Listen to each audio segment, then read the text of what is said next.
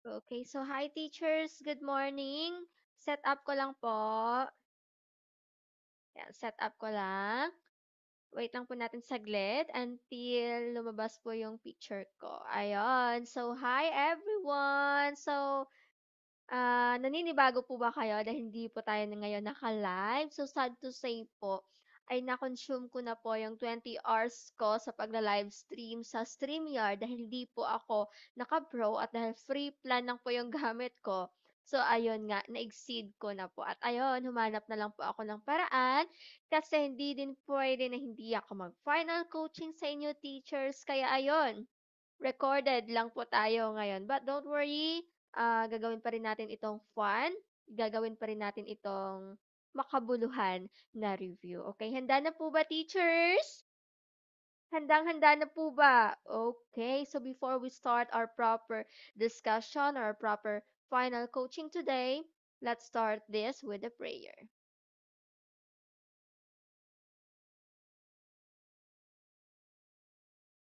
In the name of the Father, and of the Son, and of the Holy Spirit.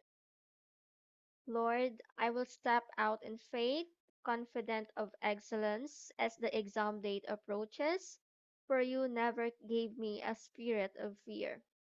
I am also confident that my hard work will definitely pay off. Faith without works is dead, and the just shall reap rewards. I proclaim and declare victory, for life and death is at the power of the tongue. Amen. In the name of the Father, and of the Son, and of the Holy Spirit. Ayan. So, God bless to you, teachers. God bless us all. Okay. So, before we start our proper final coaching, kindly get your pen and paper po. Get ready with yourselves. I know na professional education po tayo ngayon. So, bihira lang po tayo magsusulat kasi nga po, professional education is more on thinking. Kailangan gagamitin natin yung HOTS natin, kailangan gagamitin natin yung metacognitive skills natin. So, ayun, isip-isip po tayo. Unlike sa general education na more on writing po talaga tayo and it's because or more on memorization. Okay? Part 3 and Part 4 final coaching na po natin ngayon, teachers. Thanks God it's Saturday. So, asahan nyo po na sa mga susunod nating final coaching ay more on recording na lang. Kasi siguro, babalik ulit yung free plan ko next month, no? For the September kasi is na-exceed ko na siya, so bawal na. Okay, number 26 question. Uh-huh. Okay, so which of the following is true of a case study? A, it applies data from other events. B, it applies specifically to a population. C, it always reliable and dependable. Or letter D, it is applicable to the universal population. Okay, so we're looking here the true case of a study. So, bet na bet, no? May pa-pencil tayo dyan. Kasi sa live stream, wala eh. Dito naman may pa-pencil tayo. Yun lang, recorded. Okay, we are looking for the true of a case study. Ayun, alin dyan? A, it applies data from other events. B, it applies specifically to a population. C, it is always reliable and dependable. D, it is applicable to universal population. Diba sabi ko, more talaga sa research or case study is nangyayari yan sa classroom, 'di ba? 'Yun, case study. Sa ano? What do you think is the answer? It's letter B.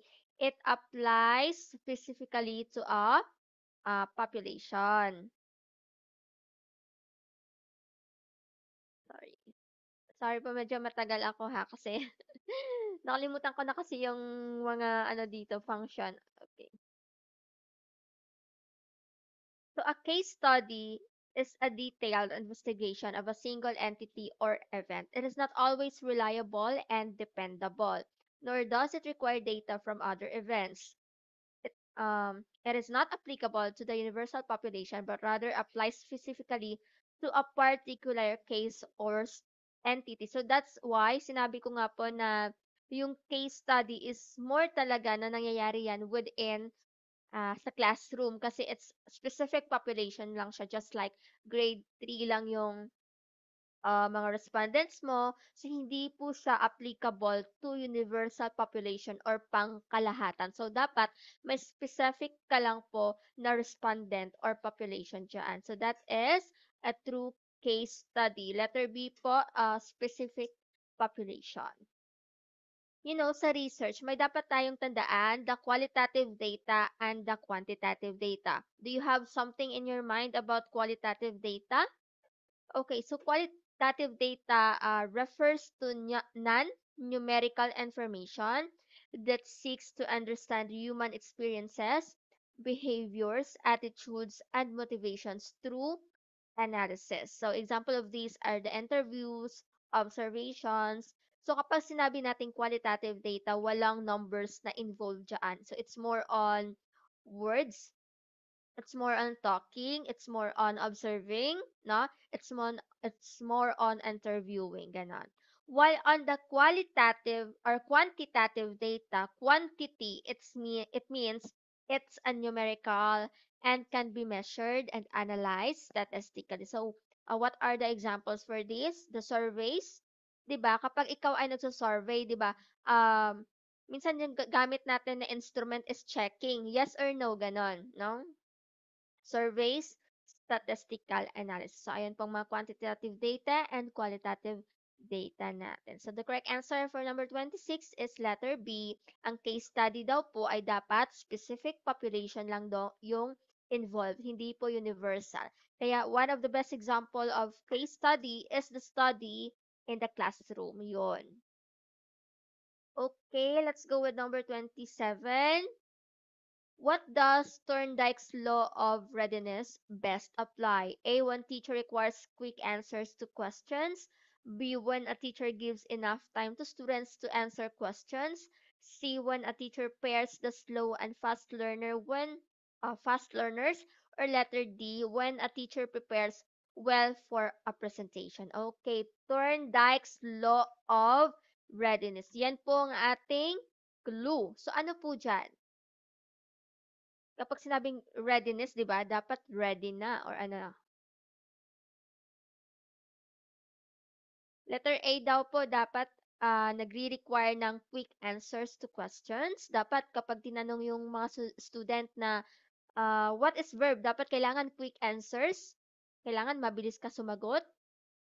Letter B naman kaya when a teacher gives enough time to students to answer questions, ito naman po na kapag tatanungin mo yung bata, kailangan may wait time, kailangan may enough time para sumagot yung bata. So, hindi mo siya mamadaliin, no? Yan po yung letter B natin. Gives enough time. Or letter C naman, when a teacher pairs the slow and fast learner. So, dito naman, pairing of slow and fast learners. Or letter D, a teacher prepares well for a presentation. Alin dyan?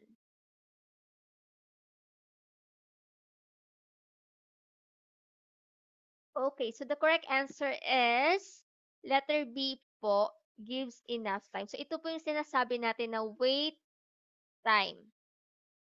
Ano, bet na bet ang pagsulat. Wait time po yan yung letter B natin. So, kailangan hintayin mo as a teacher yung pagsagot ng bata. At if ever man na nahihirapan siya sa pagsagot sa particular na question, tulungan mo siya. Tulungan mo siyang sumagot by, of course, what? Paraphrasing the question. Baka nahihirapan siyang intindihin yung question. Why don't you paraphrase the question para mas maintindihan ng bata? So, yun po yun. Wait time natin gives enough time. That is the law of readiness, ha? Okay. So, let's go with the rationale. Thorndike's law of readiness emphasizes that effective learning occurs when students are mentally and emotionally prepared to engage with the material. This readiness implies that students learn best when they have the necessary background knowledge and motivation to participate in the learning process. So according to Thorndike daw sa kanyang law of readiness, dapat mentally and emotionally prepared yung bata when you present your lesson or when you present the material. So when a teacher allows sufficient time for students to think and respond, it aligns with this principle as it supports their readiness to learn. Students who feel prepared and not rushed are more likely to engage deeply with the content, leading to better understanding and retention. So, ayun nga teachers, no? Kapag ikaw na teacher, tatanungin mo yung estudyante mo, what is verb? Kailangan sagot agad. So, alin dun ang positive environment? Wala, kasi parang nirarush mo yung bata na sumagot agad. Dahil nga hindi naman kaya nilang gawin yon dahil nga mag-iisip pa yan sila kung ano yung isasagot nila. So, dapat daw sa Thorndike's Law of Readiness, dapat bigyan mo ng time yung bata makapagsagot or think muna sa iyong question. Ayan. So, any question? Okay. So, if you have some questions, teacher, you can comment na lang po sa ating comment section at babasahin ko na lang po yan after our recording. No? Okay, pwede naman ganon. Let's go with number 28. What learning artifacts must be included to show that learning has takes place? Letter A, comments given by your resource teacher. B, pictures. Letter C, results assessment tasks. Or letter D, letters of your pupils. So we are looking here the artifacts no na include learning has takes place. Artifacts natin, learning artifacts. Komento ba ni teacher yan? Mga pictures ba yan? Mga assessment task ba yan? Mga results ba yan ng assessment task na ginawa nyo? Or letters yan ng pupils? Okay, so the correct answer when we are talking here, the artifacts no, na may learning na nangyayari, that is letter C, results of assessment task. Results of assessment tasks provide concrete evidence of what students have learned and how well they have understood the material. Bakit nga ba sinabing concrete? Kasi yung mga result of assessment test na po yan po yung mga quizzes, yung mga exams ng bata. So, dyan po yung basis, no? Kung naa-understand ba ng bata yung lesson or yung discussion ng isang teacher. Diyan mo masasabi na, ay, ang taas pala ng score ng batang ito sa mga assessment niya. It means he or she understood the material or the lesson. Meron din naman na, ay, ang baba naman ng nakuha ng batang ito. So, ito yung evidence niya, no? Nakikita dyan sa mga assessment niya na mababa yung score niya. So, you can conclude na siguro nga, yung batang yan, need niya pa ng further assistance. So, yun. These artifacts can include tests, quizzes, and projects, or any form of assessment that measures student learning outcomes. They are essential for evaluating the effectiveness of teaching strategies and the overall learning process. In summary, results assessment tasks are the most effective artifacts for showing that learning has occurred as they provide measurable and objective evidence of student understanding and achievement. So you know what, teachers? One of the very best example is talaga yung project. 'Di ba? Nung high school tayo, pinapo-portfolio tayo ng ating teacher. So doon po sa portfolio natin, doon po talaga evidence lahat ng kung ano yung natutunan natin. Just like for example, nung tayo ay pre-service teaching pa lang, no? Pre-service trainee or teacher. Meron tayong FS1 to FS, ano nga yun, 6. Nakalimutan ko na. Pero meron tayong mga field study or FS books na dyan natin, no? It serves as a evidence na tayo ay turo or we discuss inside the classroom, we conduct or ano ba ibig sabihin nun? Nagpe-pre-service training tayo sa ating cooperating school. So, yun po yung evidence natin. Kasi kapag may isagot tayo, it means meron tayong naintindihan. Kapag may maisagot tayo, it means meron tayong natutunan. But for now, sad to say, merong mga students or I can say teacher no na nagpa-pre-service nga sila, pero they are looking for the answer sa kanilang FS book. So, bakit hindi mo na lang sagutan yon in your own experiences? Sad to say, bakit gano'n, no? Nagbe-base sila sa, or sometimes, merong nagchat sa akin na bibili sila ng FS books na may sagot na. So, if you uh, do your part, bakit kailangan ka pa maghanap ng sagot? Eh, yung sagot na is nandiyan sa sarili mo. Sad to say, pero ganun talaga. Okay, so yun po, results of assessment task natin. Yun nga po yung mga quizzes, projects, or any form that measures our learning outcomes. Okay, number 29. This usually the second stage during the struggle of the family towards acceptance and the condition of the respective child. A. Leaving the child to others. B. Blaming others for the condition. C. Ignoring the child's performance. Or letter D. Educating oneself about the condition of the child. Ano daw po? Second stage during the struggle of the family towards acceptance and the condition of the respective child. Okay. So, ang tanong kasi dito, if example lang ha, may anak ka na may disability. May anak ka na hindi makapagsalita. May anak ka na hindi na nabingi. So ganun. May anak ka na hindi makapaglakad.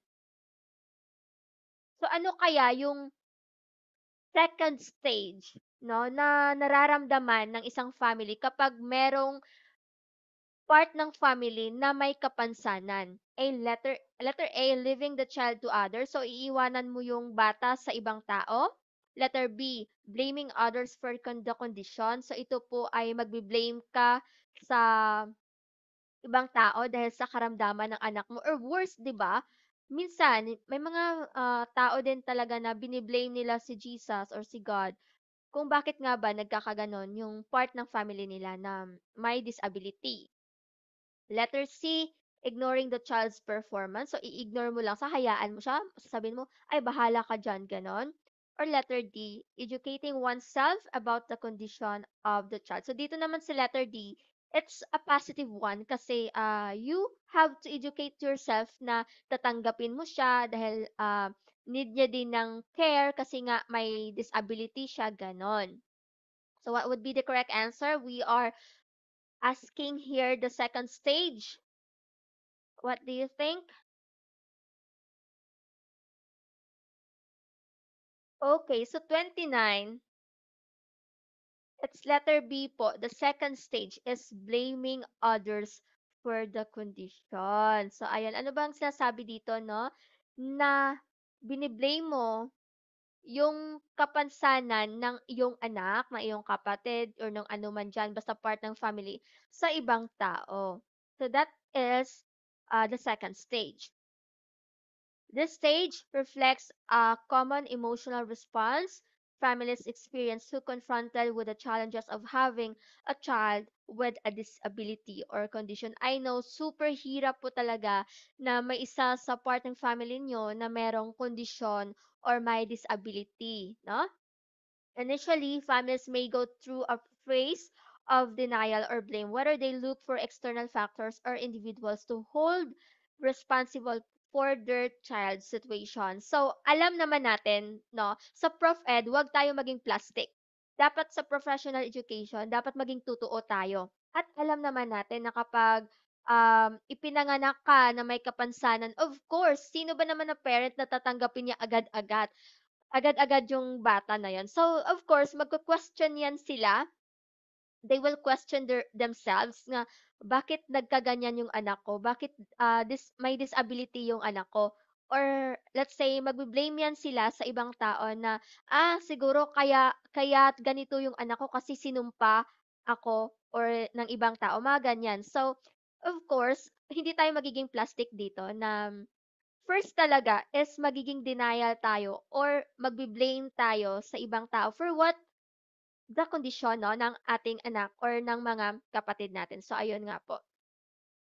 This can be part of the grieving process as they struggle to come to terms with their new reality. So that is the reality of life. But later on, good to say naman na later on, unti-unti nang natatanggap ng mga nanay, tatay na merong kapansanan yung kanilang anak. So, they have no choice but of course to accept because anak pa rin nila yon. So, ayun lang, they undergo the process of denial and blaming the condition of their child to other people. Or worse, di ba? Kine-question din nila yan kay God. But it's a wrong.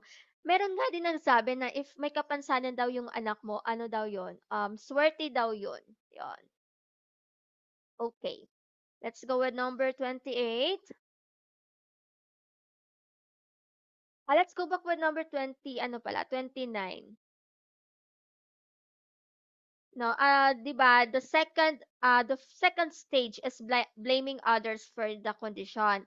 And the first stage for this is the denial. Yun nga po sabi ko, 'di ba, ipinanganak ka na may kondisyon, syempre hindi ka nila agad-agad na i-accept ng nanay at tatay mo. Of course, denial muna yan sila. Magsasabi sila sa doktor, ay bakit nagkaganon yung anak ko, ganon. So denial muna sila. That is the first stage ha. Pangalawa yung blaming others for the condition. Family may struggle to accept the diagnosis or the implications of their child's condition. Ayon.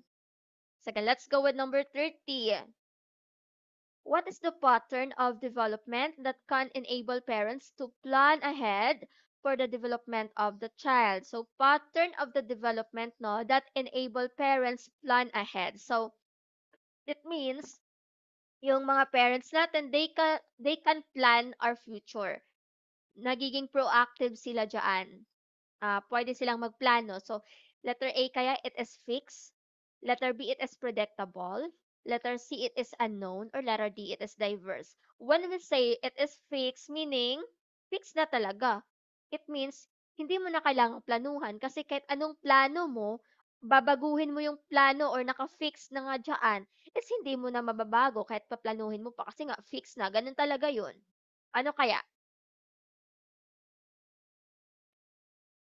Okay, ano kaya yung puwedeng maplano ahead kahit di pa siya nangyayari? Okay, it's letter B po, predictable. So when you say plan ahead, kaakibat niya po yan na you can predict the future. Ayan. Intindihan?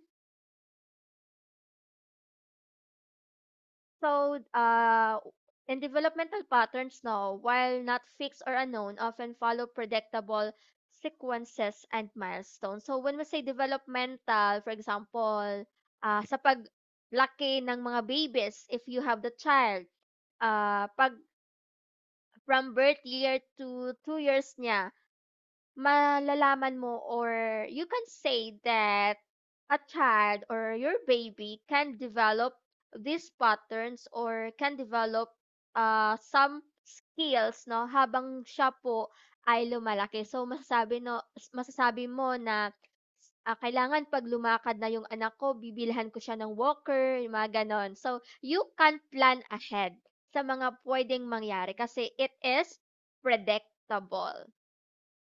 Understanding these typical patterns of development can help parents anticipate and plan for the growth, learning, and changing needs of their child at different stages of development. So, hindi lang po sa development, pwede din po yan mangyari sa schooling ng bata.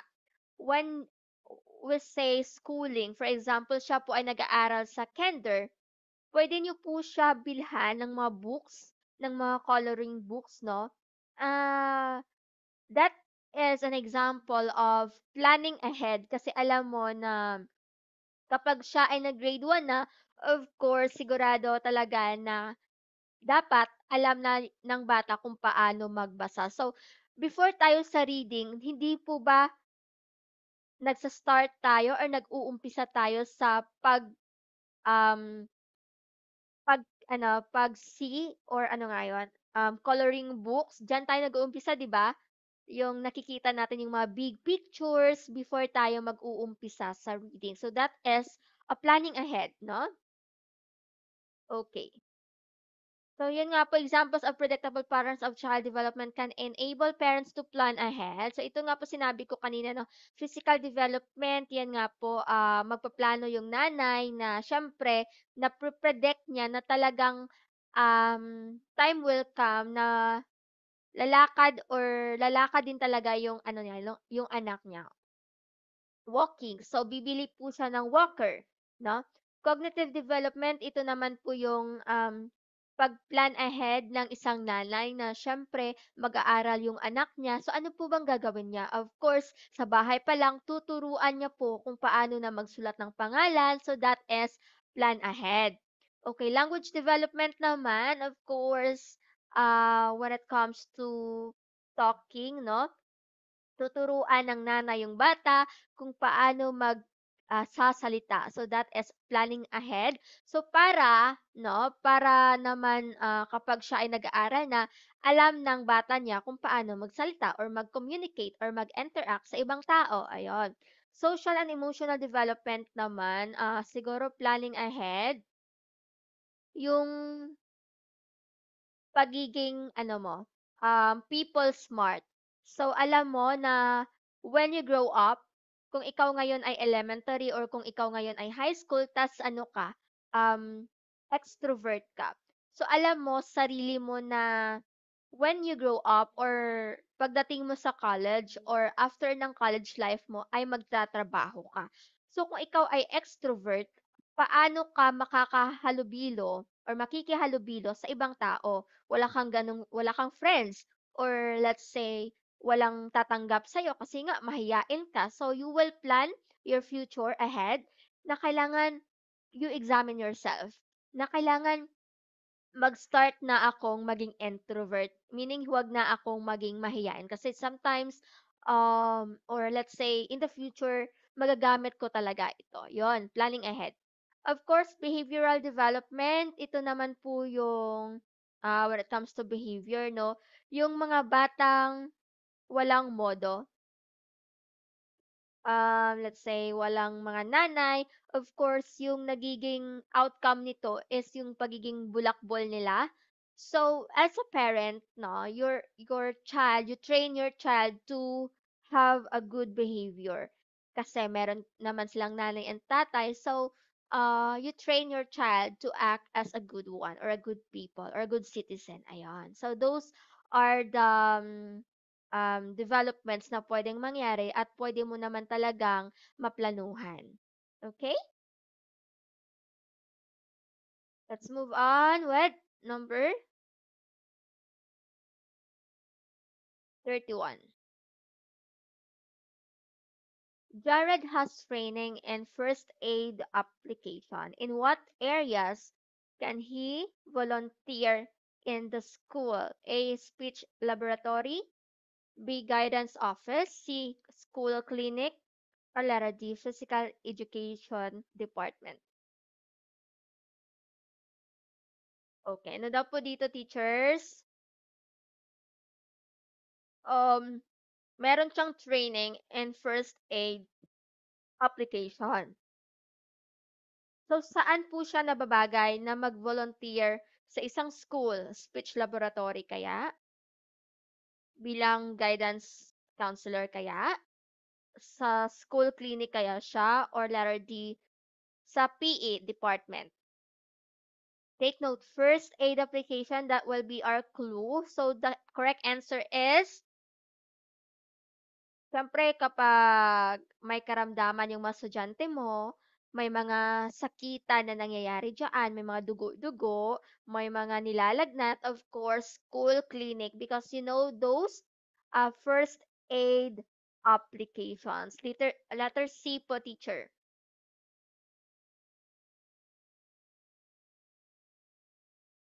The school clinic is a place where first aid skills are essential as it involves providing immediate care for minor injuries and health issues that students may face during school hours.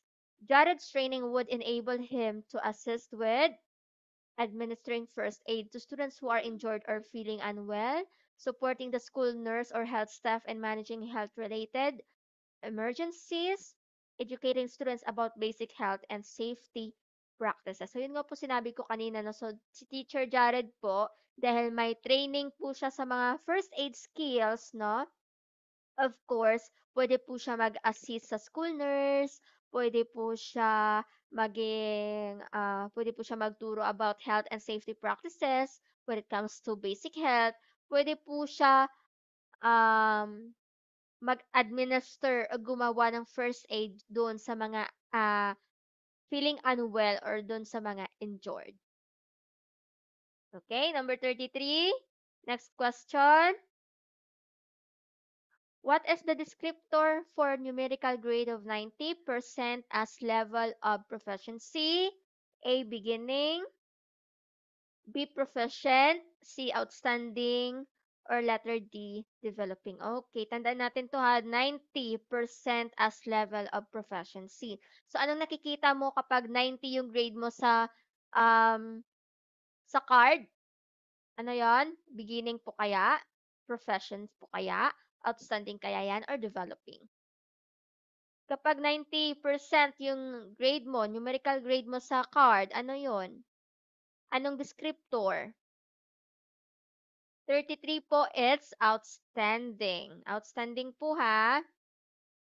So, kung ikaw po ay may matalinong anak at um, mga 90 po yung grade na, of course, outstanding po lahat yon. So, ito po siya yung table. Meron tayo ditong descriptor at meron din tayo ditong grading scales and of course, the remarks. So dito po sa descriptor natin, we have the outstanding. So ilan po ba yung grade ng outstanding? 90 to 100. Okay, outstanding po, mayroon kang grade na 90 to 100. Of course, that is passed, pasado. Very satisfactory naman po, meron ka namang grade dyan na 85 to 89. 85 to 89, that is also passed. Sa satisfactory naman po, meron tayong grade dyan na 80 to 84. Of course, pasado din po yan. Fairly satisfactory, ito po yung mga line of 7, no? 75 to 79 po yung grade nito. Of course, pasado pa rin po yan. And of course, ang tawag po natin sa below 75, just like 74 pababa, that is, did not meet expectations. Of course, failed na po yan. So again, no? 90 to 100, outstanding.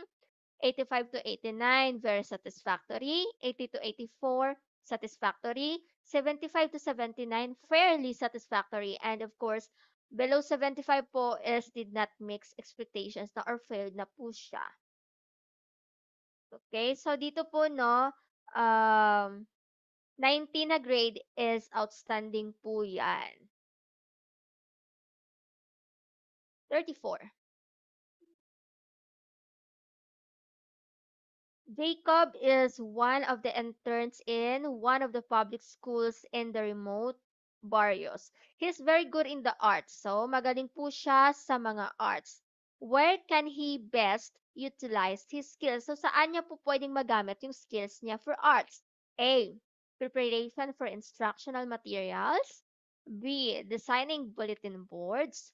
Letter C. Illustrating things in the lessons. Or letter D. Volunteering as a school artist. So, ayun. Saan niya po pwedeng magamit yung kanyang skills sa mga arts? Magaling siya mag-drawing. Magaling siya mag-design. Ano? Of course, kapag design, kaakibat niya po yan, yung designing. So, letter B po, designing bulletin board. Saan ka ba nakakita ng school na walang bulletin boards? Wala, di ba? So, halos lahat talaga ng mga schools ay may bulletin boards. At bilang ikaw ay isang teacher na magaling sa mga arts, dyan, pwede ka mag-design ng mga bulletin boards. Designing bulletin boards allowed Jacob to creatively express his artistic talents while contributing to the school's environment. Bulletin boards serve as important visual aids that can enhance learning, display student work, and communicate important information. His artistic skills can help make this display more engaging and informative, benefiting both students and teachers. So kung ikaw po ay magaling nga po sa art, of course, you can design the bulletin boards para maging presentable, maging informative, no? Mas maging ano pa po siya, masarap sa mata 'no, na may information ka din pong makukuha. So ayun nga po. 35, which requires CPD as the mandatory requirement for the renewal of professional identification card of all registered islands and licensed professional teacher under regulation of PRC. So anong RA? No, na kailangan, in order to renew your license, kukuha ka ng CPD units. A. Republic Act number 7846. B. Republic Act number 10912. C. Republic Act number 10533 or letter D. Republic Act number 7640. CPD, what are A? It's Republic Act number 10912. This is the act about CPD units. Okay.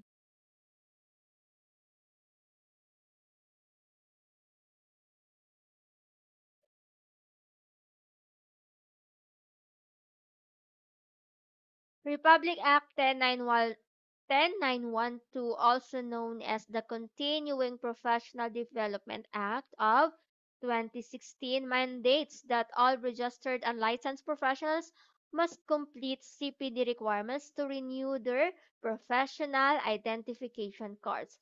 This law was enacted to ensure that professionals continue to enhance their skills and knowledge throughout their career. So again, the RA po ng CPD natin is Republic Act 10912. What about the Republic Act number 7846? This is an act requiring compulsory immunization against hepatitis B for infants and children below 8 years old. Ayan. It's all about hepatitis B. Walang kinalaman dyan. Republic Act number 10533, that is the Enhanced Education Act of 2013 or the K to 12. No? Republic Act number 7640 naman. Ano yan? Ha? May nagsasabi ng Magna Carta. Oh, baka naman po na ano lang kayo. 7640 po is the LEDAC Act or LEDAC stands for Legislative Executive Development Advisory Council. Yung Magna Carta po is RA 4670. Nako, baka po magkalito kayo diyan ha. No, no, no. RA 7640, it's the LEDAC Act, no? RA 4670 naman po is the Magna Carta for public school teachers. Ayan. 36. Sarah collapsed in her mathematics class. It was found out that she did not eat her lunch. What principles is shown in the situation? Ayon, si Sarah daw ay nahimatay during mathematics class. And it was found out na hindi daw siya kumain ng kanyang lunch. So, anong principles no, na ganon na hindi niya na present? A. Somatotonic. B. Physiological need. C. Psychological need. Or letter D. Safety need. Bakit po kaya na collapse si Sarah?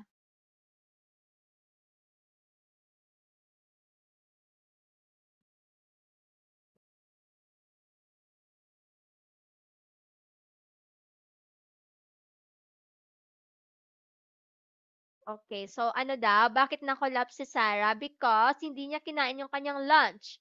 That is physiological needs. Physiological needs include your basic needs, mga pagkain, tubig.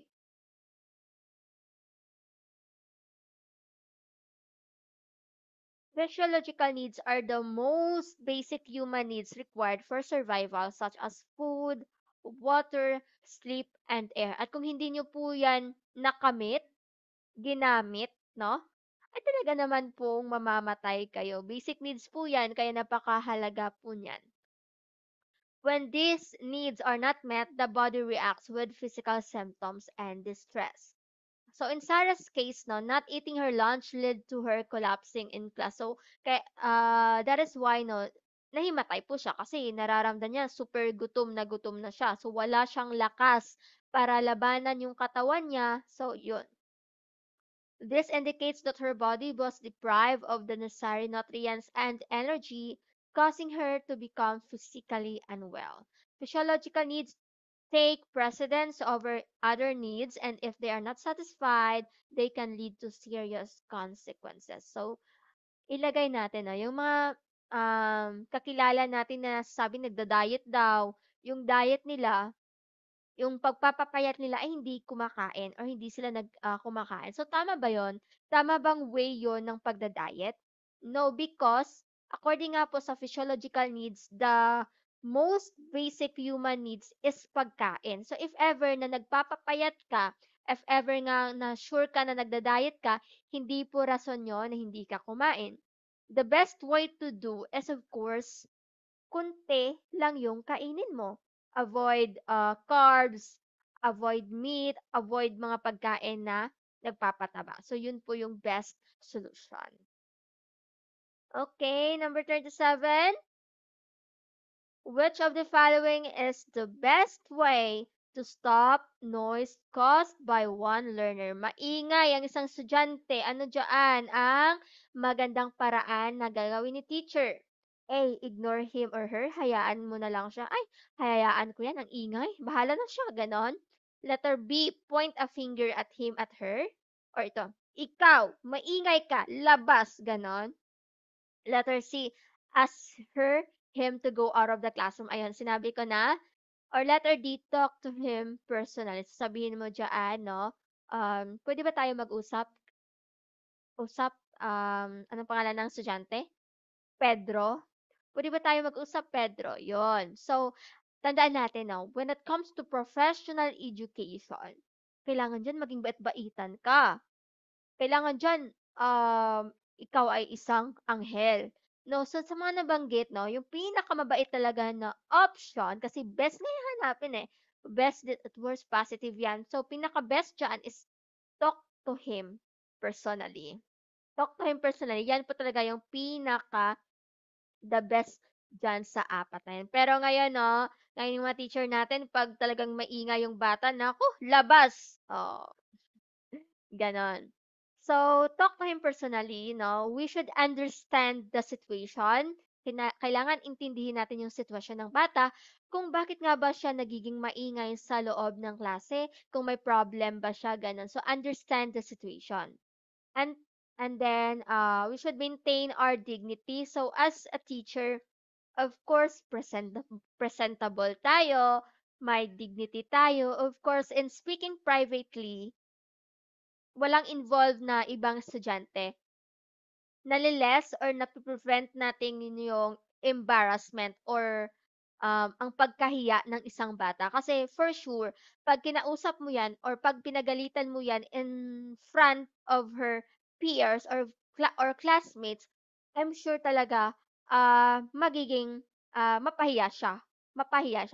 'Di ba, merong circumstances na napanood ko sa tadhana before na yung teacher pinagalitan niya yung student niya inside of the class, napahiya po siya, tinawanan po siya ng mga students, yung nangyari po, nagpakamatay yung estudyante. Kasi every time pumapasok sa kanyang isipan na pinagtatawanan siya, siya, dini-discriminate siya, ayun. So of course, We should understand the situation, maintain our dignity. And of course, the last one is encourage positive behavior. So bilang teacher tayo, tayo po talaga yung pinakapasensyoso na tao. So kahit anong sama ng mga students mo, kahit anong ingay ng mga students mo, bawal ka talagang magalit. Or else, ikaw ay nasa radyo na, nasa TV na, nasa Raffy and Tulfo na, no? So, wag naman sana humantong sa ganon. All we want lang naman is for the goodness of our students and of course, encourage positive behavior. Dapat may conversation between the student and the teacher, no? Ganon. Okay? Let's go with number 38. It was the initial competitive response to behaviorism, emphasizing the importance of sensory holes and the dynamic nature of visual perception. Okay, clue natin dito is ano na lang, holes. Holes na lang, kabuuan. A, life space. B, insight learning. C, gestalt theory, or letter D, law of proximity.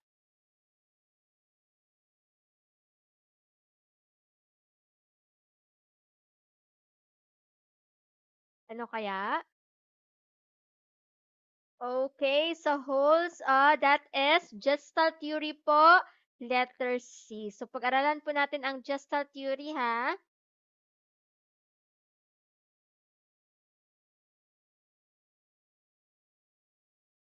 So, Gestalt theory was the initial cognitive response to behaviorism. It emphasizes the importance of sensory holes and the dynamic nature of visual perception.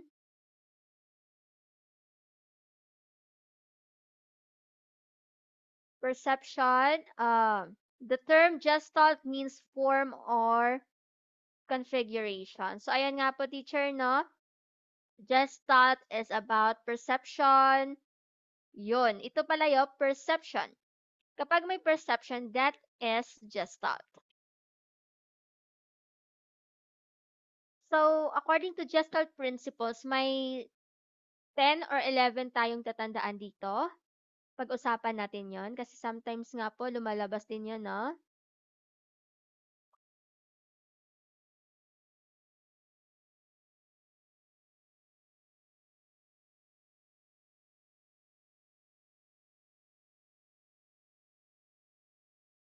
Okay, so number one is the figure ground.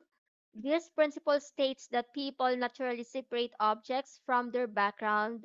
The figure is the focus of attention while the ground is the context.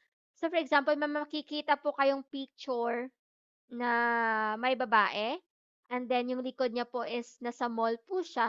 So that is an example of our figure ground. Magkaiba po yung figure, magkaiba din yung background niya. Ayun. Proximity naman po, objects that are close to each other are perceived as a group. So yung mga picture po na yung mabilog-bilog po sa isang, let's say, painting, no? Yung mabilog-bilog po sa isang painting, na closer to each other, they perceive as a group. This principle suggests that spatial relationships influence how we organize visual information. Example nga po yung dots, no? That are placed together, they're seen as a group or cluster. The third one is the similarity. Elements that share similar characteristics, such as color, shape, or size, are perceived as belonging to the same group. So, kung meron po silang magkapareho ng mga color, ng mga shape, ng mga sizes, it means they belong to the same group. Those, so, this principle helps create visual coherence and hierarchy in design. And continuity naman, this principle of continuity suggests that our eyes follow lines and curves naturally. When elements are arranged in continuous flow, they are perceived as a single unit rather than separate parts. So ito naman po yung mga line, no, na continuous po siya.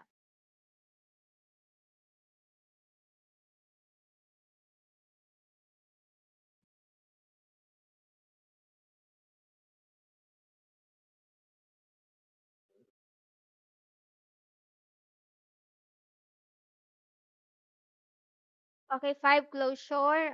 Closure refers to the mind's tendency to fill in gaps to create a complete whole object. Even if parts of shape are missing, our brains will perceive it as a complete figure. So for example, mga ano ngayon, may picture na may missing. For example, missing yung painting ni Mona Lisa sa yung mata niya missing. So, as a closure, no? Parang we perceive that meron pa ring mata si Mona Lisa. So, that is a closure. Simplicity, also known as the fragrance. This principle states that we perceive complex images in the simplest form possible. Our brains prefer to interpret visual stimuli in the most straightforward way. So kung may makikita tayong mga picture, painting, na feeling natin complex images yon, mahirap unawain. So we see or we perceive that into a simplest form as possible para mas maintindihan natin. Lalo na yung mga abstract painting, 'di ba? Kung iisipin natin sa unang tingin, parang mga lines lang 'yan, um mga pinta or paint lang 'yan na ginanon-ganon lang, pero meron po silang mga meaning, no, 'yun.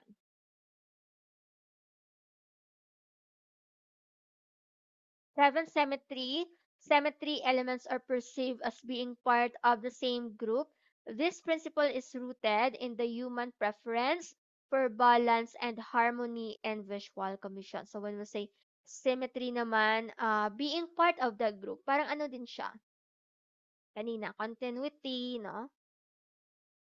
Common fate, ito naman po yung elements that move together are perceived as part of the same group. This principle is often applied in animations and dynamic designs. Common fate. So, kung isang element po ay nag-move, of course, ano nga yung common fate? Parehas lang ng tadhana. Ganon din yon. Number 9, focal points. This principle involves creating a strong visual center in a design, guiding the viewer's attention to specific areas. Uh, so, ayun lang, creating a strong visual center design. So, meron dyan na design sa gitna na magli-lead sa'yo kung ano yung areas na yon or kung ano yung ibig sabihin ng design na yon. Past experiences, ito naman po yung mga previous experience mo maka-influence sa kung ano yung experience mo ngayon. Parang ito po yung aha, no? Yung parang bigla mong maalala na meron ka palang experience na ganito. Uniform connectedness, elements that are visually connected are perceived as a single unit. This principle emphasizes that importance of visual links in grouping elements. So, parang halos naman talaga na nasabi natin sa mga Gestalt principles is more on connectivity. Kaya nga sinabi kanina, 'di ba, sa questions, whole, parang buo sila, iisa sila, 'yon. Gestalt principles is all about perception, it's all about connectivity, it's all about as a whole. Okay, so if you have some question, teachers, pwede po kayo mag-ask pa rin kahit na recording lang po ito. Nakikita ko rin naman po, okay? So let's have a 15 minutes break and then let's move on our part 4 final coaching. Balik po tayo, teachers.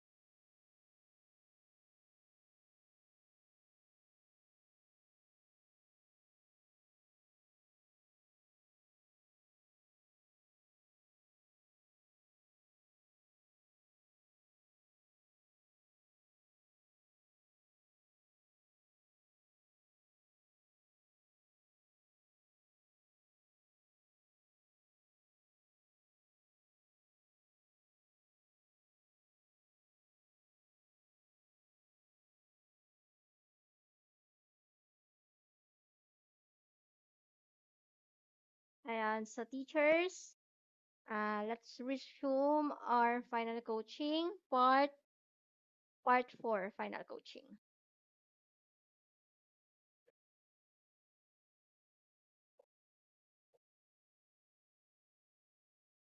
Ready na? Part 4 final coaching in professional education.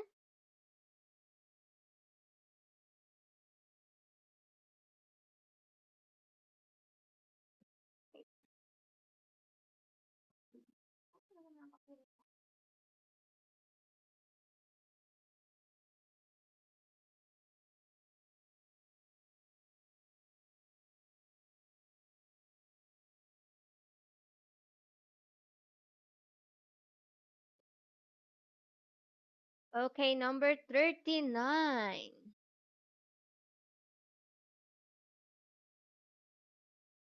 Okay, so the newly graduated or PRC registered professional teachers, commonly known as novices. Is this statement true? A yes, B no, C partially yes, or letter D partially no. So yung mga bagong newly licensed professional teachers natin, ano tawag sa kanila? Novices ba? Tama ba yun or hindi? Ganitong tanungan 'no, sa professional education, huwag tayo sumagot ng partially no, huwag din tayong sumagot ng partially yes. Kasi, yung mga tanungan na 'yan is may dalawang sagot lang, is either yes or either no. So, wag natin, i-shade yung letter na may partially. So, pipilian lang natin yung yes or no. Novices ba ang tawag sa mga bagong graduate na mga professional teachers natin?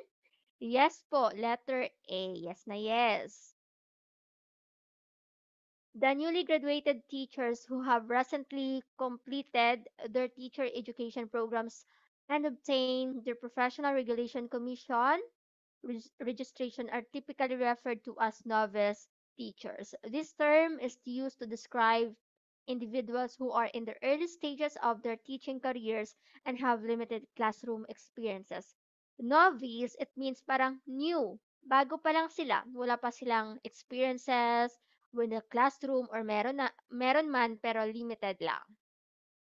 Novice teachers are defined as those who have completed their teacher education program and have just commenced teaching. This aligns with the common understanding that newly registered teachers, often facing the challenges of the first teaching experiences, are indeed considered novices in the field education. So yung mga bagong teachers po natin, no, yung kakakuha pa lang po or kaka-o taking pa lang po, ang tawag po natin sa kanila ay novice teacher.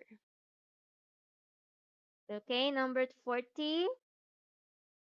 Which instructional material is the best self-directed means of attaining functional literacy? Instructional material daw po na best self-directed. A. Audiovisual tools and films. B. Community resources and real fields. C. Research survey facts and data. Or letter D. Simulation laboratory apparatuses.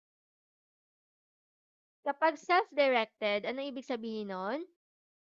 Dapat mga makatotohanan yung mga activities, mga resources, self-directed, kaakibat niya po yan yung real life. So it's letter B po, community resources and real life fields.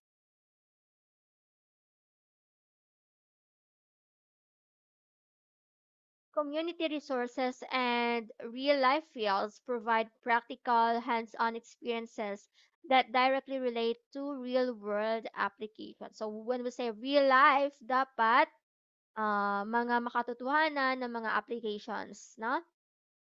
Mga hands-on na mga experiences.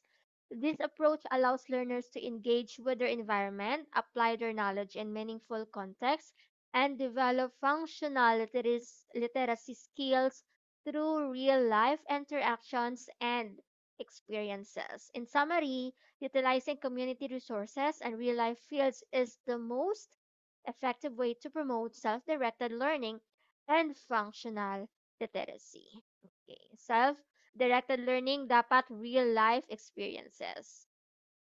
41.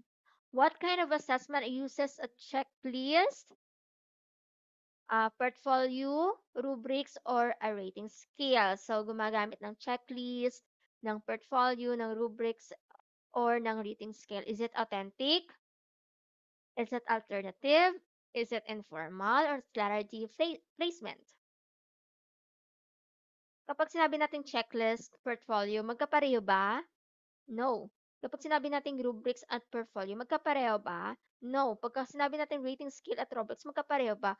Of course, no. So, yun po ay iba't ibang uri ng ating assessment in order to assess the skills of the students, no? Kung may natutunan sila or wala. So, that is alternative, letter B po. Kind, iba-ibang uri ng assessment, letter B.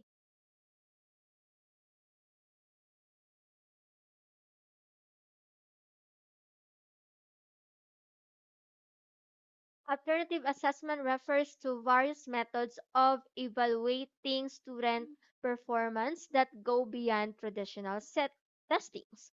They often include tools such as checklists, rubrics, and portfolios, which allow for a more comprehensive evaluation of a learner's skills, knowledge, and abilities.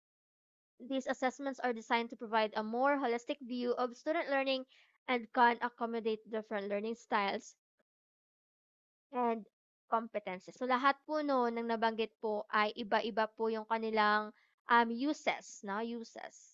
Values, iba-iba po. 42.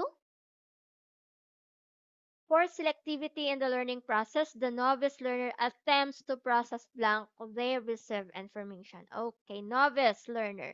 Hindi po novice teacher ha, novice learner. A. Manageable information. B. Selected information. C. Important information or letter D. All information. So, yung mga novice learner po natin, paano po ba sila mag-process or mag-receive ng information or ng instruction sa kanilang utak? Letter A kaya, manageable. They manage the information. Selected kaya, pinipili lang nila. Letter C kaya, important information, yung mga mahahalagang impormasyon lang yung tinatatak nila sa isip nila. Or letter D, lahat ng impormasyon kinukuha nila. Ano? Yes po, it's letter D when you say or when we say novice learner, no?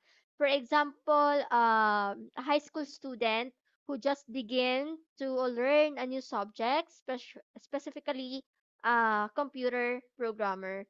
So kung yung learner na yan ay wala pong experience about programming, computer programming, of course, lahat ng sasabihin ng kanyang teacher, no? All information ay i-process niya po sa kanyang utak or i-receive niya po yan. So, lahat po ng impormasyon is kanyang i-receive when we say novice learner ka pa lang. Another example is that yung mga kindergarten, yung mga daycare ng mga students natin or ng mga pupils natin, di ba? Kahit anong sabihin ng mga teachers, ay nire-receive nila yan kasi sa tingin nila ay tama. So, hindi pa nila alam kung paano mag-select ng mga important lang na details. So, lahat ng information na sasabihin ni teacher ay nire-receive nila yan or pinaprocess nila yan. So, a novice learner is a person who has little or no previous knowledge or experience in a particular domain.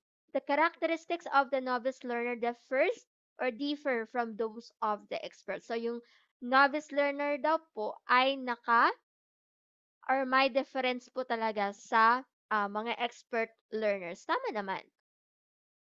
This suggests that novice learners may initially try to observe and process all available information without filtering or prioritizing it. So, yung mga novice na mga learners natin, yung mga walang background sa subject na yan or sa domain na yan or sa knowledge na yan ay, again, pinaprocess nila lahat ng information na kanilang kinukuha sa isang tao. So, they don't know how to filter. They don't know how to prioritize the information. They don't know how to select the information. Unlike no, sa mga expert na when it comes to receiving informations, hindi na yan sila nakikinig talaga.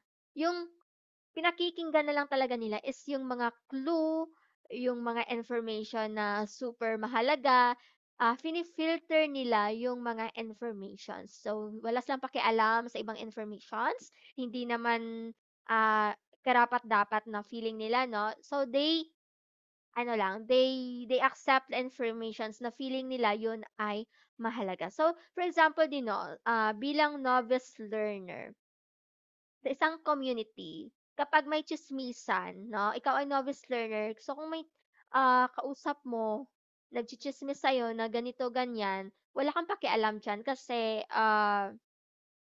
you filter lang or you filter the information na or pina-prioritize mo yung information na mahalaga.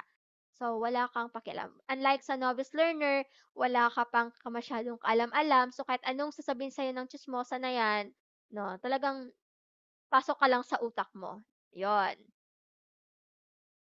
Okay, number 48, 43 rather. Which of the following best exemplifies the application of Gestalt theory on insight learning? Gestalt theory po ito ng insight learning. Letter A, teacher uses PowerPoint to teach history. Letter B, kaya teacher gives quizzes after each history lesson. Letter C din kaya, teacher relates past history to present events. Or letter D, teacher focuses on people who make history. Kapag insight, may ano ka, may perception ka, 'no? Ano pa? Kapag may perception ka, it means meron ng stock knowledge diyan sa utak mo. Ayun. So, you relate the past history to present events. Yun po yung insight. Ito rin po yung ibig sabihin na aha learning.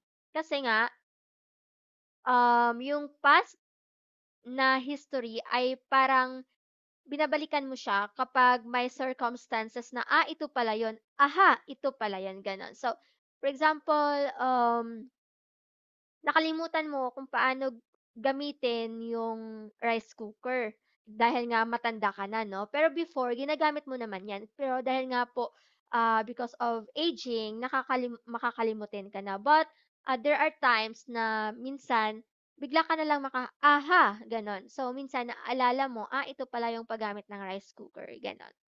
So, 'yun po yung Gestalt theory.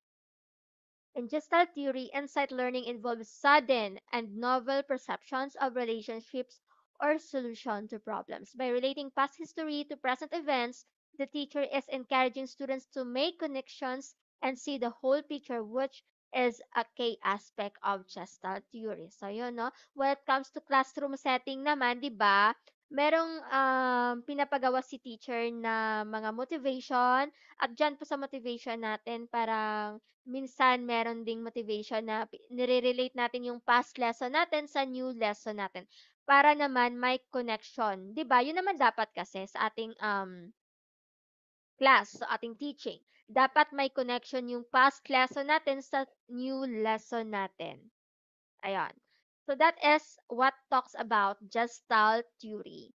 This approach can facilitate insights and deeper understanding by allowing students to recognize patterns, relationships, and meaningful connections between historical events and current situations. So tandaan lang po natin, no, kapag Gestalt theory, yun po yung aha, meaning naaalala mo yung past history kasi um, kino-connect mo siya sa present mo or also known as the insight learning by Gestalt theory.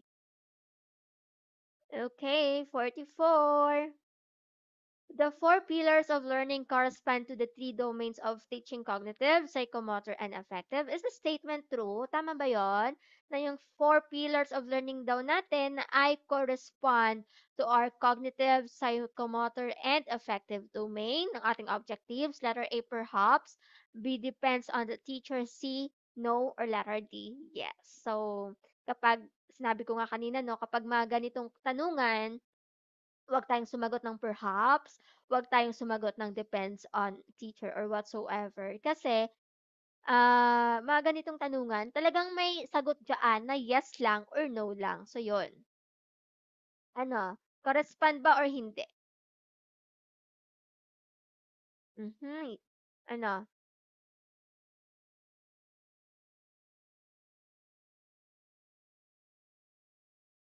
It does not correspond. No po, letter C. So what are the four pillars of learning? These are the learning to know, learning to do, learning to live together, and learning to be. It does not directly correspond to the three domains of teaching, which is the cognitive, the psychomotor, and the affective. When we say the three domains of teaching, when we say cognitive, it focuses on the intellectual skills, knowledge, and understanding. No more on understanding, more on using intellectual skills, paggamit sa utak, paggamit ng ating utak, no? Psychomotor domain naman, it involves physical skills and coordination. So, mga actions, mga movements, basta physical skills.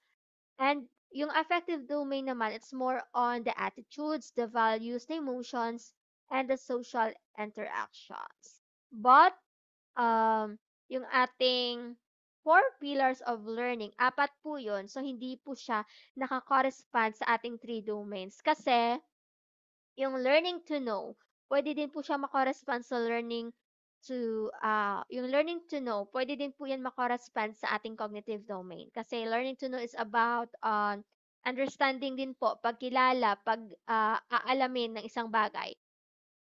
Learning to do, pwede din po yan makorespond sa ating psychomotor domain kasi learning to do signifies the skills, the physical skills, no? Mga jobs, ganon.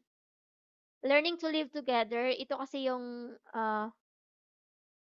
wala din siya. Kasi learning to live together, dapat may sympathy ka sa ibang tao no matter what is your differences. Dapat, nakikihalubilo ka sa ibang mga tao, sa ibang bansa, sa ibang mga, ethnic group 'no, gano'n. Learning to live together. Learning to be naman is all about the being whole. Ito yung total package 'no, ng learning to know, learning to do, learning to live together. Yan po yung learning to be. So, somehow, meron nga po silang pagkakapareho pero not totally na correspond talaga siya sa tatlong domains ng ating objectives. Okay? 45.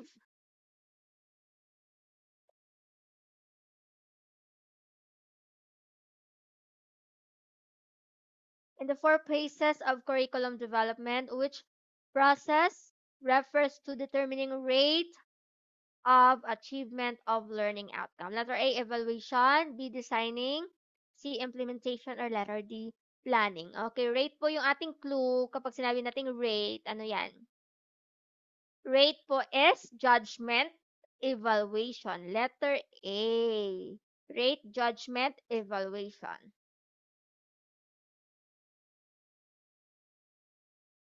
Evaluation in curriculum development involves assessing the effectiveness of the curriculum in achieving its intended learning outcomes. Na? It includes measuring the extent to which students are meeting the desired educational goals and objectives, determining the effectiveness of instructional methods and materials, and identifying areas for improvement in the curriculum. So, tandaan lang po natin kapag sinabi natin evaluation, meron diyang rate, merong judge, evaluation. Kasi kapag sinabi di bang evaluation, di ba, gina-judge mo yung teacher, hindi siya negative ha. 'Di ba? Kapag sinabi, ay may evaluation diyan sa kay Teacher Joy. So, meaning, merong evaluation, merong judgment na nangyayari. Merong rating na nangyayari, gano'n. In a positive way na judge. Okay, so, summary of the phases, ito po yung apat, kung paano po natin siya i-arrange chronologically.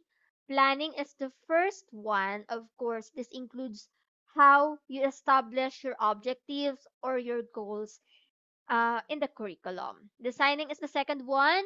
Here, you will develop the curriculum framework and by selecting instructional methods.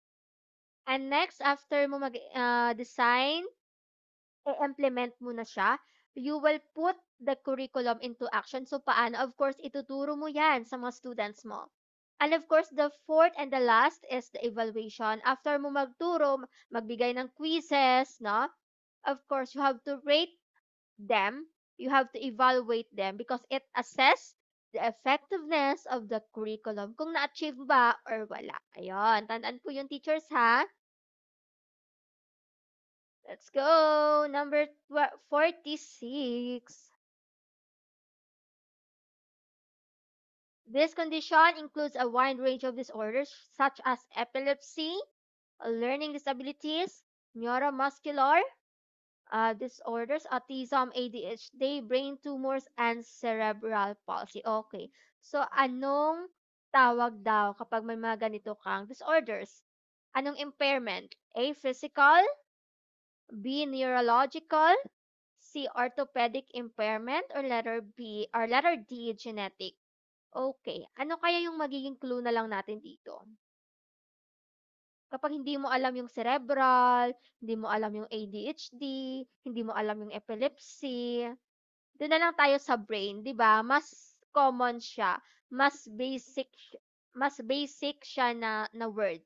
Kapag brain, it's more on brain. So ibig sabihin, ganitong mga disorder po ay mga sakit sa pag-iisip, sa utak ng isang tao. So when we say utak, brain, that is neurological impairment. Letter B po.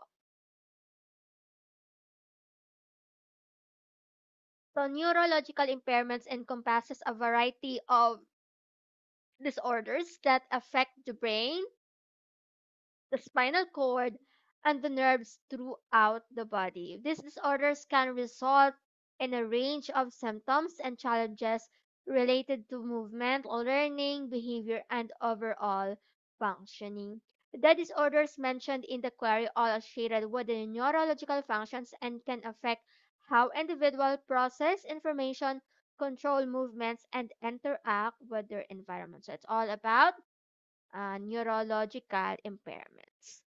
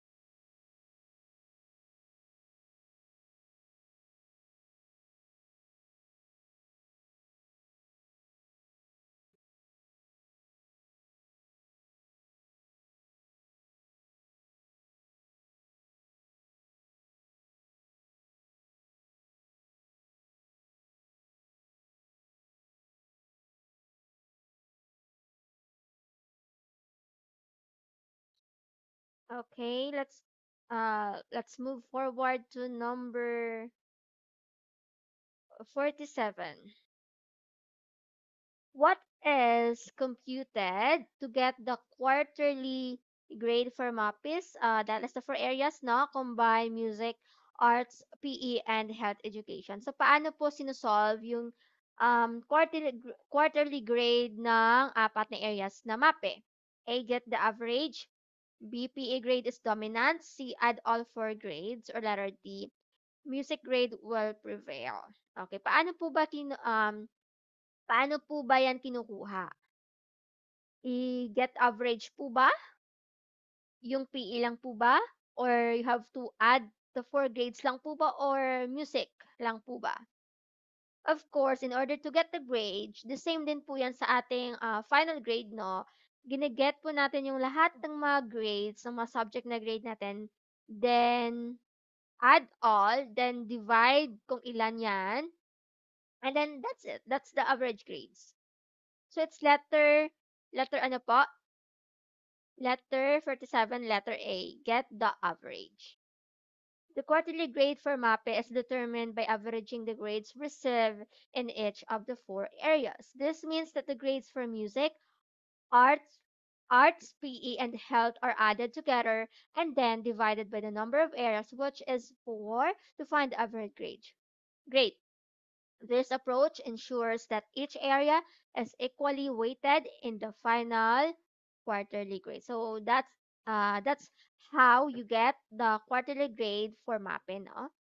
Hindi pwedeng PE lang, hindi pwedeng music lang. So yung apat po na grade ng bata sa music, arts, PE, and health, i-add nyo po yun, then divide nyo po sa apat, then that will be the final grade.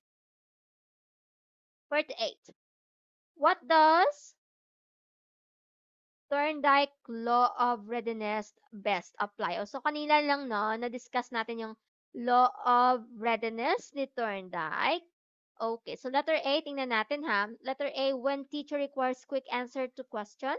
Letter B, when a teacher gives enough time to students. C, when a teacher pairs the quick. Okay, so parehong-pareho kanina.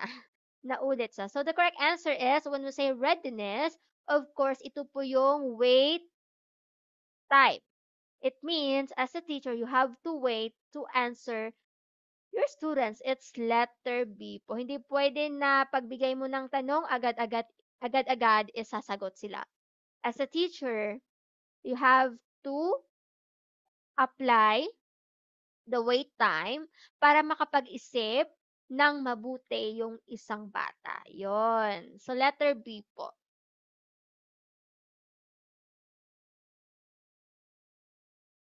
Okay, hindi na po natin, okay, meron ako ditong ibang um, laws, ni Thorndike's. Law of readiness, dapat prepared sila.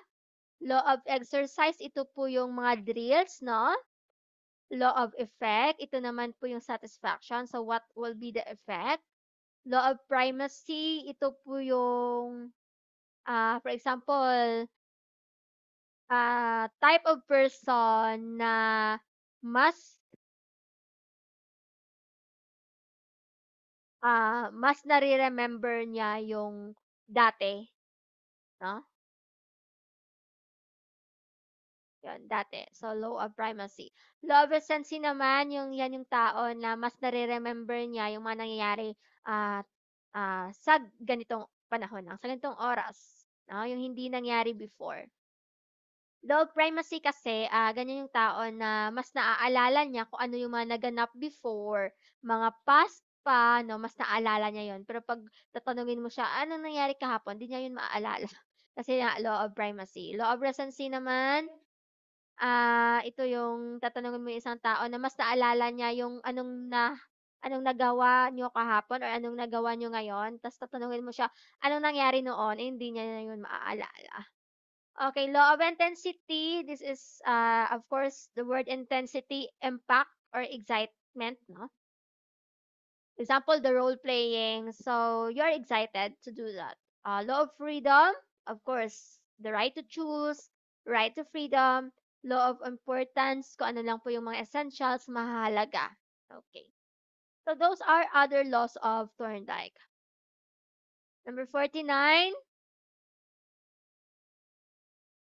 So, in general, what does physical movement contribute to human development? General po sa kabuuan daw po, paano na yung physical movement natin nakocontribute bilang sa pagkatao natin.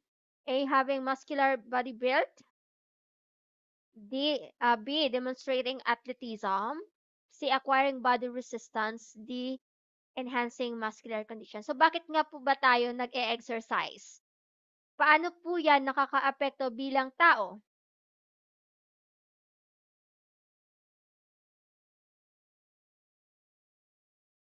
Na? So it's letter D, enhancing muscular condition. So diyan po sa paraan po na ganyan, nagiging healthy po tayo, 'di ba? Physical movement and exercise play a crucial role in enhancing muscular strength endurance, flexibility, and overall physical well being. Regular physical activity helps maintain a healthy body composition, improves cardiovascular health, boosts metabolism, and supports the development and maintenance of strong muscles and bones. So, why we are doing exercise? Of course, to improve our cardiovascular health, to boost our metabolism, and of course, with the whole, no, development ng ating pagkatao. Additionally, physical movement can have positive effects on mental health, cognitive function, and overall quality of life. So kung ikaw ay nag-e-exercise lang dahil gusto mong magpapayat, no, gusto mo maging sexy, well, hindi lang ganun yung makukuha mo. Ang daming benefits ang makukuha mo while you are doing exercise. Ayun. Okay, number 50. This will be the last question of our part 4 final coaching and professional education. Ready na? Last question na to. 50. Centers of excellence are identified by this government institution based on RA 7722. Okay, anong RA nga po yung 7722? Kanino nga po yan? Is it for CPD? Is it for CHED? Is it for DepEd? Or is it for PRC?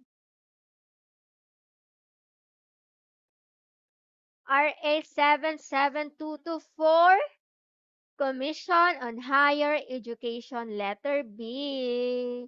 Letter B po. The Commission on Higher Education is responsible for identifying, supporting, and developing potential centers of excellence in various program areas as outlined in Republic Act Number 7722, also known as the Higher Education Act of 1994. So, for those schools na mga colleges, mga tertiary schools, no, mga universities, include po yan sila sa CHED. So kapag mga high school lang, elementary, DepEd naman po yung nag-hold sa kanila. But for colleges, Commission on Higher Education na po. This act empowers CHED to promote high standards in higher education and facilitate the development of educational institutions that contribute to national development and world-class scholarship. So yung CHED po, they offer scholarships. Proud to say I am a CHED scholar before nung college po ako. So yun, CHED offers various scholarship, no? Merong partially merong totally na scholarship. At yung CHED din naman, meron din naman silang nag-o-offer ng scholarship kapag ikaw ay may nanay or tatay na OFW. So, ang daming scholarship na meron sila. So, if may anak kaya na magka-college, try to go to the PRC office and ask for the scholarships na meron sila because they offer different scholarships. Ayan. Yan po yung CHED 7722. Ayan ang teachers. I will say goodbye na po. Maraming salamat po sa lahat. Sa sad to say nga po, 'di ba? Ano lang tayo, recorded lang po tayo ngayon, but I hope you learned something today at na-enjoy niyo rin po yung ating chikahan today. So, tomorrow again, we're going to have another final coaching. Of course, recording na naman po tayo kasi bawal po ako mag-live stream kasi na-exceed na po natin yung time natin sa StreamYard. So, again, palakpakan po ang ating inyong mga sarili. Isang bagsak po dyan kasi magiging LPT na po kayo. Ayun. So, palakpak po, palakpakan ang inyong mga sarili for doing good job today. Ayan. God bless teachers. Bye everyone.